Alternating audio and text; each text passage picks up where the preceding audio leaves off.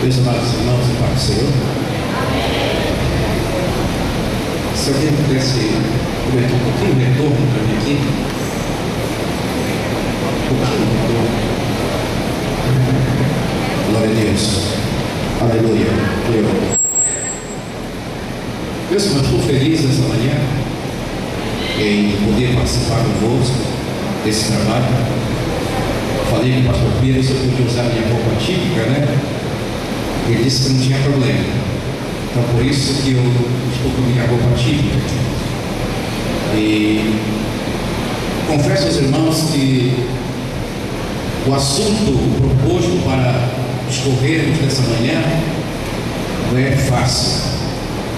Mas eu preciso de vossas orações para que possamos trabalhar este assunto durante esses 60 minutos que temos.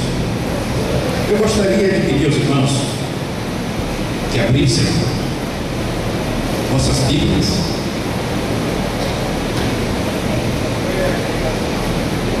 Atos dos Apóstolos, capítulo de número 20 e versículo de número 28.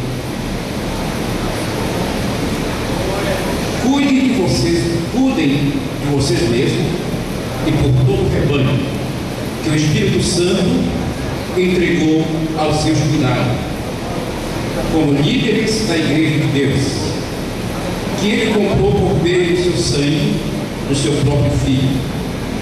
Pois eu sei, comprou sangue do seu próprio Filho. Eu quero, a partir desse texto, começar a falar com os irmãos sobre este assunto que é vida cristã, o reflexo na obra missionária. Falar deste assunto não é muito fácil, porém sabemos perfeitamente que todos nós conhecemos a palavra de Deus, conhecemos a Bíblia e sabemos perfeito que é preciso que tenhamos uma vida cristã normal para que venhamos fazer a obra de missões.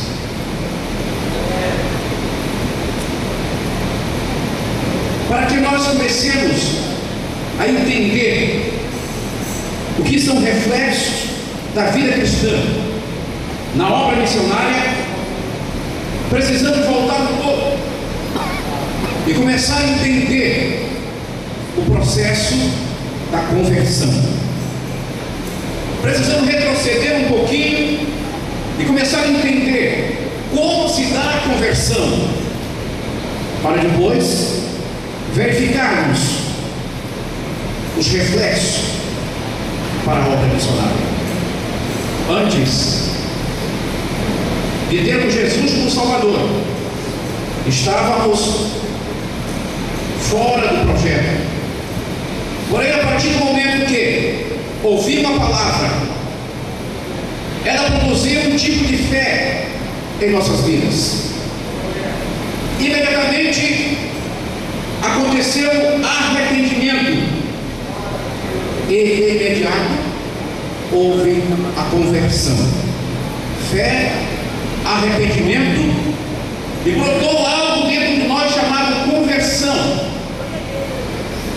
E a partir daqui, desta conversão, começa o processo da vida cristã.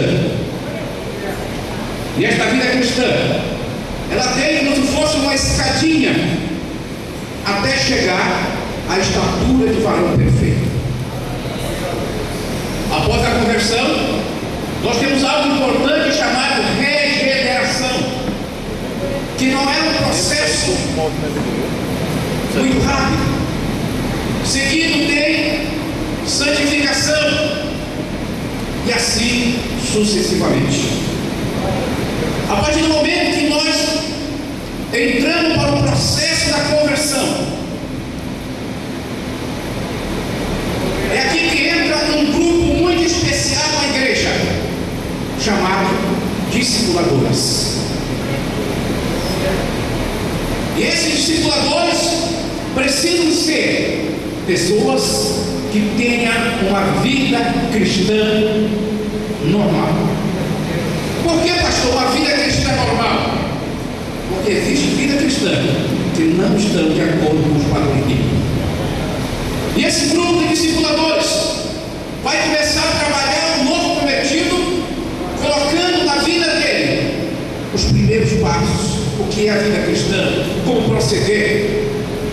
E aqui, que uma coisa muito importante tem que ser observada, é que muitos dos nossos discipuladores não conhecem a palavra de Deus e começam a colocar na vida, na mente, na cabeça, no coração de muitas pessoas, não uma vida cristã moldada pela palavra de Deus, mas uma vida moldada na vida de A, de B, de C, esquecendo que nós temos um manual, que é a palavra de Deus. A partir do momento da conversão, os discipuladores, eles precisam trabalhar em primeiro lugar o caráter do novo convertido. O caráter, ele é passivo de mudança. O caráter é capaz de ser mudado. É como se fosse um produto do meio. Porém, a personalidade nós não conseguimos mudar. Porque nós herdamos 50% de nossos pais, 25% dos nossos avós, 12,5% dos nossos bisavós e mais 12,5% dos nossos trisavós. E aqui, que muitas vezes nós tentamos mudar a personalidade de alguém e nunca vamos conseguir, porque a personalidade ela é genética, ela jamais vai ser mudada. O Espírito Santo age ao controle, porém mudança não pode ocorrer, porque ela é genética. O que é que fazemos? Os discipuladores tentam trabalhar o caráter do cidadão, tentam trabalhar o caráter da pessoa, e nessa mudança é que nós vamos colocando a palavra de Deus, a oração, o ensinamento, o jejum, vamos colocando a visão, vamos colocando o chamado a esse novo convertido. Mas o que acontece hoje é que muita gente ainda não entendeu que existem líderes que foram chamados para liderar, porém existem líderes que foram chamados para estar ao lado de grandes líderes. Muita gente não compreendeu isso. Há líderes que foram chamados para liderar, porém outros foram chamados para estar ao lado de grandes líderes. Vamos voltar um pouco à história. Josué, ele não conseguiu liderar direito. Vocês podem observar que ele não conseguiu deixar alguém no seu lugar para conduzir o povo. Moisés treinou Josué, porém Josué não teve preocupação de treinar um líder para deixar, para substituí-lo, ou melhor, para suceder, porque substituir, ninguém substitui ninguém. Não é verdade? Substituir ninguém. Porque para substituir, tinha que ser a mesma peça, a mesma dimensão. Tinha que usar um parquímetro para poder medir a dimensão do talento de uma pessoa, para colocar outra com a mesma característica, mesmo talento, mesma voz, mesmos dois. E isso na vida cristã não existe. Na vida cristã isso não existe. Então, a vida cristã, ela precisa ser trabalhada a partir da conversão, onde os discipuladores vão colocar a ideia em primeiro lugar para aquelas pessoas que estão sendo discipuladas. E essa ideia de célula que estamos tendo hoje no Brasil é um perigo muito sério. Eu não sei aqui no Maranhão, mas lá no Piauí não aceitamos esse tipo de coisa. Por que não aceitamos? Porque um líder de célula, ele já pensa que é líder da igreja, e mais tarde o desastre está feito. É aqui que nós temos que observar que no discipulado, a primeira coisa que nós temos que colocar na vida cristã desse novo convertido é o contato dele com Deus através da oração e ensinar para ele que a igreja do Senhor tem uma liderança. E a partir disso, nós vamos colocar e trabalhar o caráter. O caráter passivo de mudança. Vem pessoas para a igreja de toda índole, de todo jeito. E muitas vezes nós não trabalhamos nisso. Nós não tocamos nesses assuntos. Nós não falamos nada sobre esses assuntos. E as pessoas vão crescendo na igreja deformadas. Vão crescendo na igreja de maneira deformada. Muitas vezes somente muita oração. Ou muitas vezes somente muita leitura bíblica. Quando há muita oração, o objetivo mais tarde é tornar-se um fanático. Quando há somente leitura bíblica e nenhuma oração, o objetivo mais tarde é tornar-se um cético. É preciso que haja um balanceamento, leitura bíblica e oração. E o caráter, ele é moldado de acordo com o seu líder. Eu costumo dizer que a igreja, pastores, que o crente é a cara do seu pastor e que a igreja é a cara do pastor. Eu costumo dizer isso. A igreja é a cara do pastor. Se o pastor é um homem de oração, a igreja ora. Se o pastor é um homem de visão missionária, a igreja é missionária. Se o pastor é um homem que fala de administração, a igreja aprende a administrar. Então a igreja é a cara do seu líder. Mas como eu disse, o princípio, nós estamos tendo uma crise hoje em pleno século XXI em todo o Brasil, dentro do contexto missiológico. Por quê? Porque estamos tendo problema no discipulado. A formação de caráter não está sendo trabalhada dentro da igreja. A formação de caráter muitas vezes não está sendo trabalhada dentro da igreja. E isso tem prejudicado o crescimento da obra do Senhor. Porque nós temos líderes dentro da igreja que ainda não compreenderam o que é ter uma vida cristã. Temos crentes dentro da igreja que ainda não compreenderam o que é ter uma vida cristã normal. Temos pessoas dentro da igreja que ainda não compreenderam o que é servir a Deus com integridade. O caráter tem que ser trabalhado. Vamos voltar um pouco na Bíblia. Vamos lembrar de Paulo. Vamos lembrar de Pedro. Não confundir caráter com temperamento, que também não há mudança. Desse pastor Pedro. O caráter se trabalha, a personalidade não muda, e o temperamento também não muda. Tudo isso, meus irmãos, tem que ser trabalhado dentro do discipulado, se nós quisermos ter uma igreja missionária. Quando nós não trabalhamos o caráter e não vemos o temperamento do novo convertido, muitas vezes a gente pode ter um problema que nós chamamos de mania de liderança, que vamos chamar de síndrome de Absalão.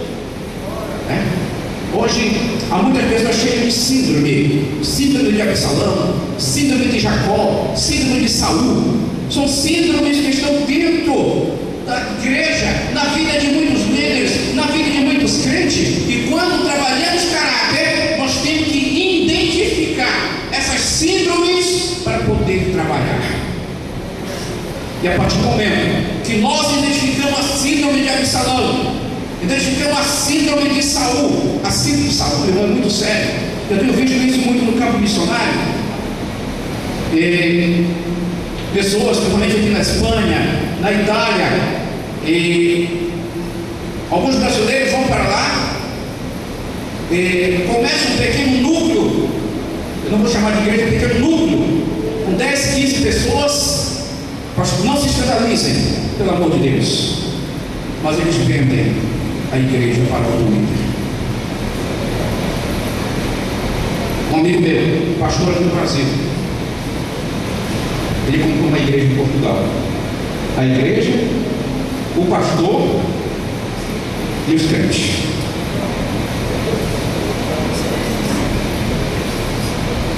Olha a síndrome de Jacó aqui ligada no caráter desse missionário.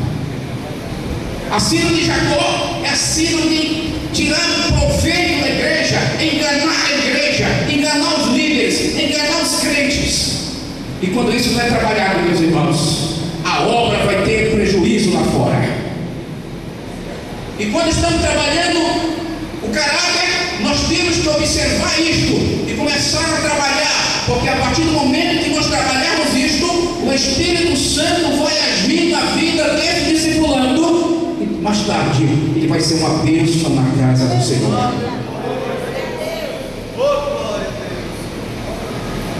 Como eu disse, que a igreja é a cara do pastor, é a cara do líder.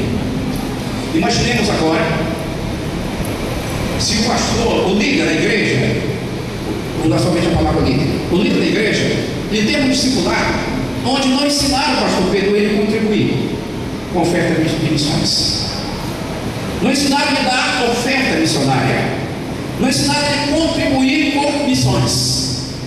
Imaginemos o ministério desde o líder quando se fala em missões.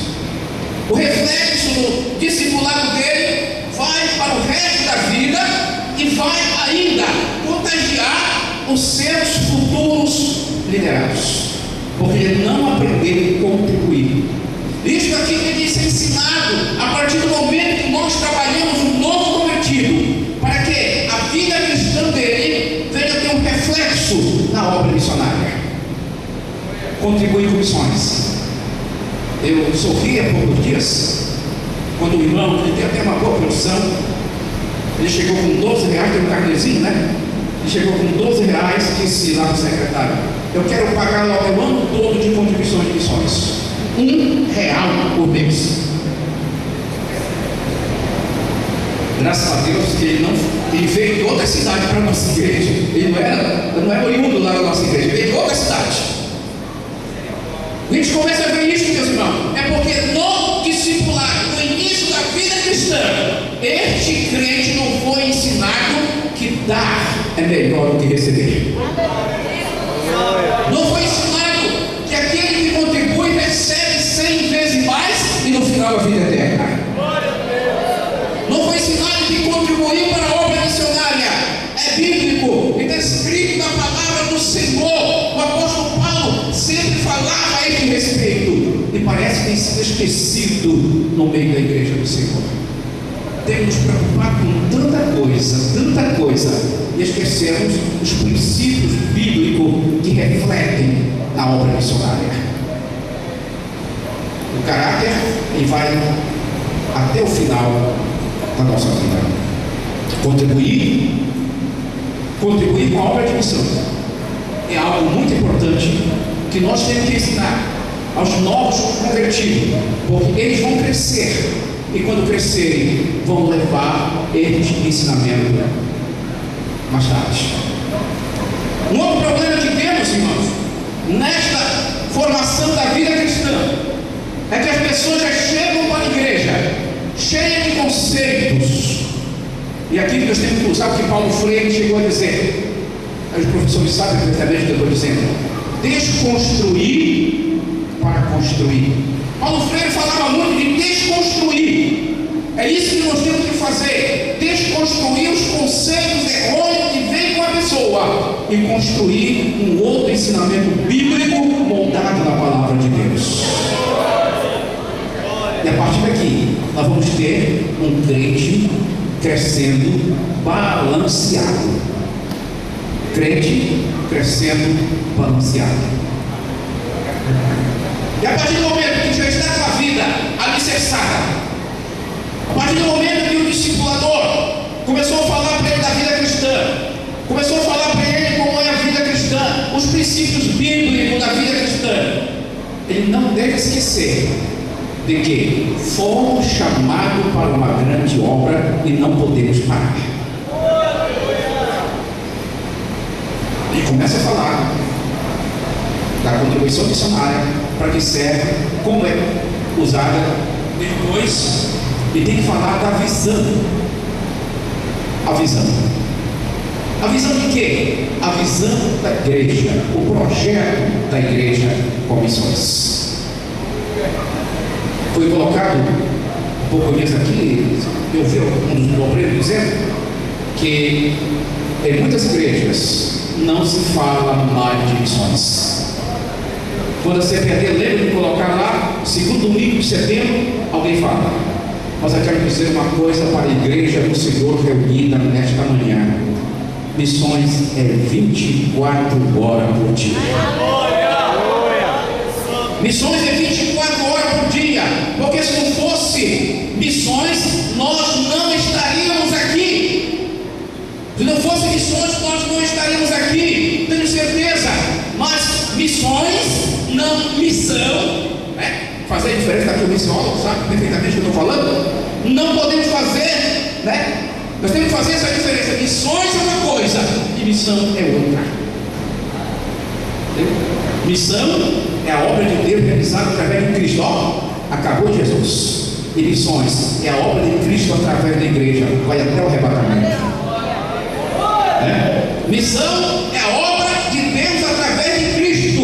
Encerrou no Calvário, quando Jesus disse: Pai, na tua mão entrega o meu espírito. Encerrou missão e começou missões, que vai até o arrebatamento da igreja do Senhor. Nós não temos que lembrar que missões é 24 horas. Missões pela manhã, missões à tarde, missões à noite, é missões. E a partir do momento que nós começamos a entender este processo, a igreja começa a crescer. Porque quando começamos a ensinar sobre missões, vocações vão sendo despertadas. Vivemos uma crise.